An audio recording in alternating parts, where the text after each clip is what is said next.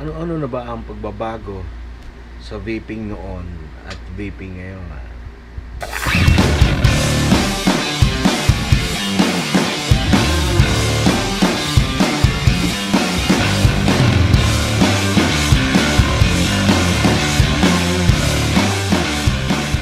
Ayan, pag-uusapan nga natin ang tungkol sa vaping noon compare sa vaping ngayon.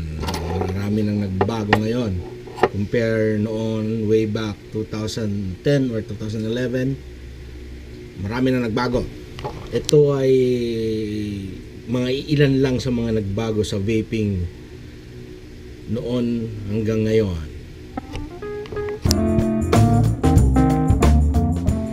Yes, mga tools. Yung mga tools dati, pwede ka nang lalarga ka na pag may ganito kang tools.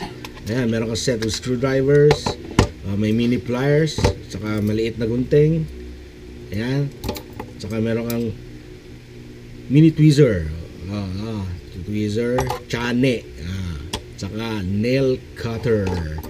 Ayan, yun yung dating mga tools na lalarga ka na pag meron ganyan. Yung scissor para sa wick, pamputol ng wick.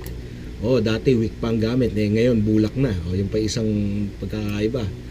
Wick dati, ngayon bulak na. Yun yung panggamit. Tapos itong tataka sila ba, meron nail cutter, pang putol ng wires. Maninipis pa yung mga wires noon. Ang tools naman ngayon, ito na mga tools ngayon. Meron na tayong ceramic tweezer. Di ba? Ang ganda na, may tweezer na maganda. Tapos medyo malaking screwdriver. Malaki na rin yung gunting for cutting the cotton. Paggupit ng cotton.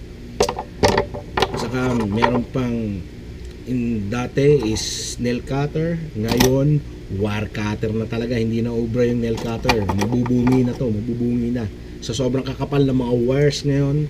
May mga tiger wires, may mga alien wires, whatever. Wire cutter na talagang kailangan. Yan, wire cutter na. Saka meron na nabibili ngayong toolkit, parang ganito. Ayan, mini toolkit. Meron ng gunting, tweezer, may ceramic tweezer na, at saka may coil jig na. Mas madali nang mag-build. Ayan, meron pang iba, may coil master pa, isang set. Ayan yung basic na ano. Ayan. Yung mga air holes. Yan.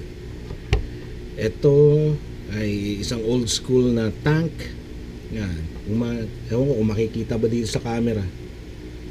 Yung air hole niya, ewan ko ano ba to, 1mm, 2mm, napakaliit lang po ng air hole. Ayan, yan lang po mga air hole noon. Ewan ko makikita ba yan. Napakaliit lang ng air hole. Ngayon, ito na po ang mga air holes. Ayan, ang laki na, as in ang laki na. Ang laki na. Ewan ko kung ito 2mm or ewan ko, ito 20mm ata to. Sobrang luwag na nito compare dati na napakasikip. Kahit yung atomizer diameter noon is mostly mga 22mm lang dati. Meron pang mas maliliit, pero kasagaran usually 22mm. Ngayon meron ng mga 24mm to 25mm, meron pang 30mm na atomizer. Sobrang lalaki na yung difference.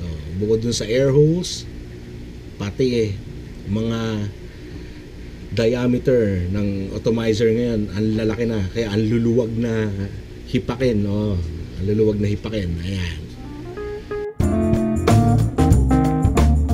Sample lang. Ito sa sample lang natin. Parang ganito lang noon dati, mga bugahan, ganito lang. Yan, ganyan lang. Tapos ang tatagal pa minsan.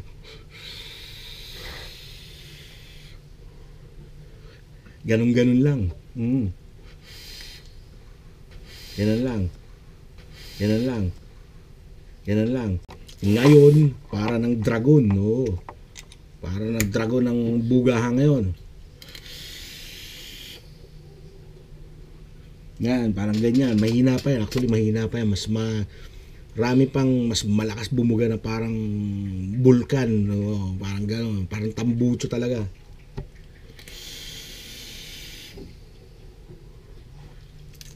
Yan, parang gano'n.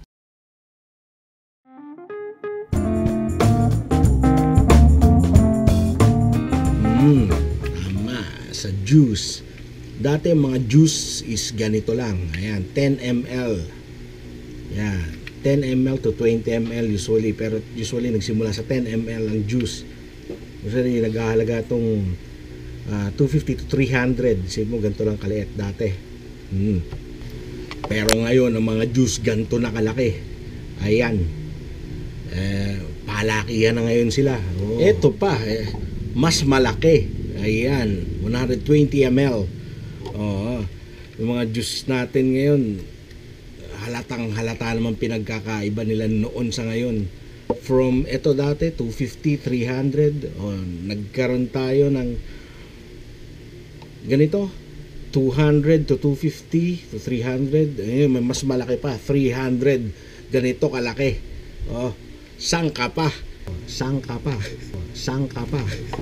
Kasi kahit yung mga nick level before, usually low, mid, high. Ang low dati 6 mg. Yan, 6, 12, 18, 24 o 36 pa. Yan yung mga nick levels dati. Ngayon, meron ang low ngayon is usually 3 mg. Usually 3, 6, 9. Ganyan na ang low and mid, high ngayon. Pero minsan may mga lumabas pang 2.5 ang low, minsan may 2 mg gano'n na dating 6 mg. Yan ang mga juices natin ngayon. Shoutout nga pala sa Dread Tack, si Papa Dom ng Dread Tack, Fat Bastard, so, Kiss Muses,